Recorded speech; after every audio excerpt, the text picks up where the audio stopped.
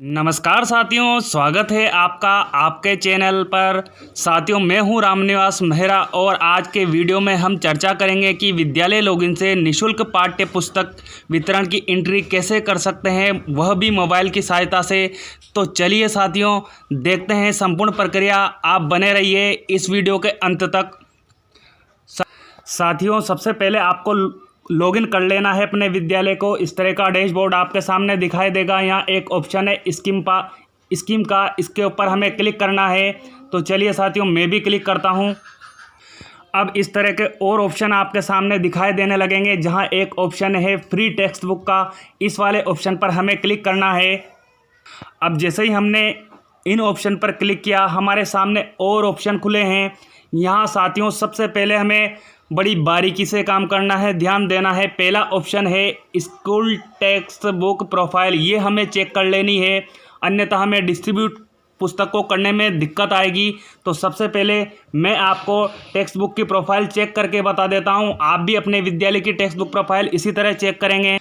जैसे ही हम उस ऑप्शन पर क्लिक करेंगे, इस तरह आपके सामने नया पेज ओपन होगा, जिसमें यहाँ हमें महत्वपूर्ण निर्देश दिए हुए हैं, ये हमें पढ़ लेने हैं। उसके उपरांत हमें यहाँ नीचे की ओर जाना है, जहाँ सेशन ऑलरेडी लिखा आ रहा है 2020-21। उसके उपरांत नीचे एक ऑप्शन है क्लास ग्रुप का। इस वाले ऑप्शन पर हमें सेलेक्ट करना है।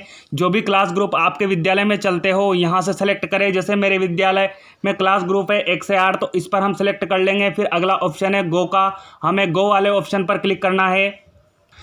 अगला पेज इस तरह का आपके सामने खुलकर आएगा, जिसमें अपनी बुक की जो प्रोफाइल है वो हमारे सामने डिस्प्ले होगी। साथियों, यहाँ हमने जो डिमांड है वो पहले ही लॉक कर दी थी, और उसके बाद कुछ पुस्तकों का नाम हमारे यहाँ चेंज हुआ है, तो उससे हमें कोई चिंता करने की आवश्यकता नहीं है। जो भी हमारी डिमांड थी वो पहले हमने जो लॉक की थी, उसको यहाँ नीचे दिखाया जा रहा है। मैं स्क्रीन को नीचे ले जाकर आपको बता देता हूँ साथियों। इस तरह से ये जो आप राइट के निशान यहाँ देख रहे हैं, जैसे 83 वाले क्रम संख्या पर लेट्स लर्न इंग्लिश है, इस पर हमें यहाँ राइट का निशान दिखाई दे रहा है। तो इस तरह आपने, यदि आपकी डिमांड पहले ही लॉक कर रखी होगी, तो आपको यहाँ बिल्कुल एक एक चीज़ क्लियर दिखाई देगी। और अगर नहीं कर रखी हो साथियों, तो आप आपकी यहाँ बुक प्रोफाइल सेलेक्ट कर लें। उसके उपरांत यहाँ एक ऑप्शन है नीचे सेव ऑल का, इसके ऊपर हमें क्लिक कर देना है। जैसे ही हम यहाँ क्लिक करेंगे, हमारी प्रोफाइल सेलेक्ट हो जाएगी। अब अगला कार्य हमें जो करना है, वही हमें वापस स्कीम वाले ऑप्शन पर जाना है। मैं आपको ले जाकर बता देता हूँ। आ चुके हैं हम स्कीम वाले ऑप्शन पर। हमें यहाँ स्कीम पर क्लिक करना है।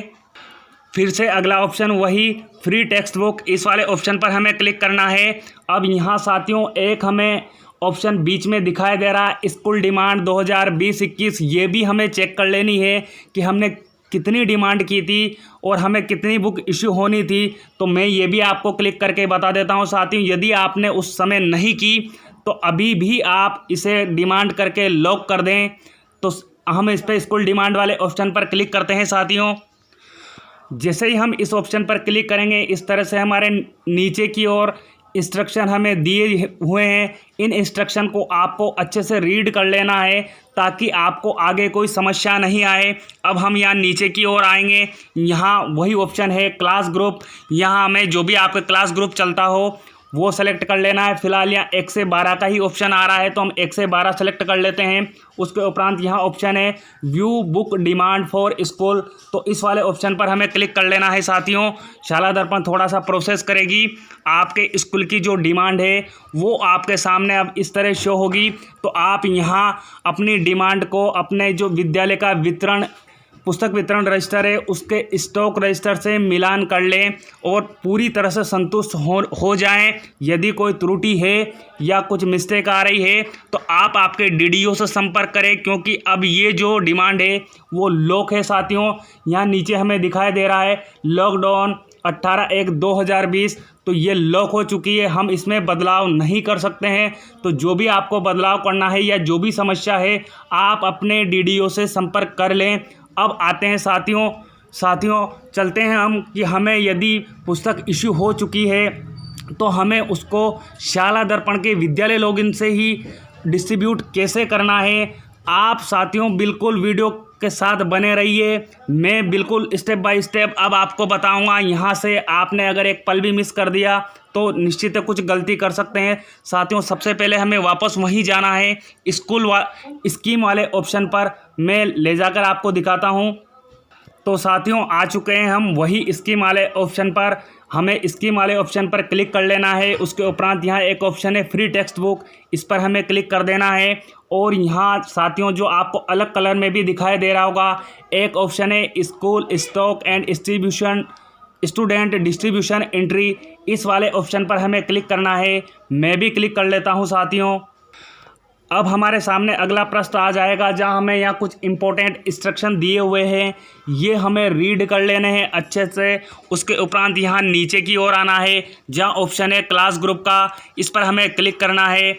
हमें यहाँ 1 से 8 या 9 से 12 2 क्लास ग्रुप दिए हुए हैं। जो भी आपके विद्यालय में चलता है उसको सेलेक्ट कर ले। मेरे विद्यालय में 1 से 8 क्लास ग्रुप चलता है, तो मैंने ये सेलेक्ट कर लिया। उसके उपरांत यहाँ ऑप्शन है साथियों गो का, इस पर हमें क्लिक कर देना है।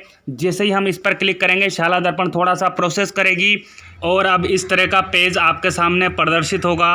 यहाँ नीचे की ओर हमें जाना है साथियों। यही हमें बिल्कुल ध्यानपूर्वक देखना है, बहुत आसान है।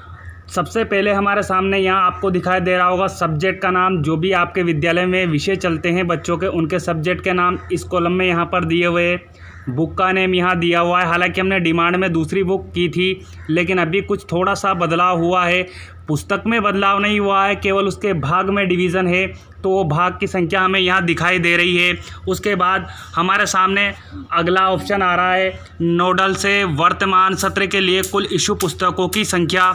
तो साथियों, अभी मुझे कक्षा 1 के बालक की एक भी पुस्तक नोडल से इशू नहीं हुई है, ये भी ऑनलाइन ही इशू होगा, तो वो हमें यहाँ 0 दिखाई दे रही है। जैसे इस लाइन में मैं आपको नीचे बता देता हूँ कि मेरे नोडल ने मुझे कौन सी पुस्तक इशू की है।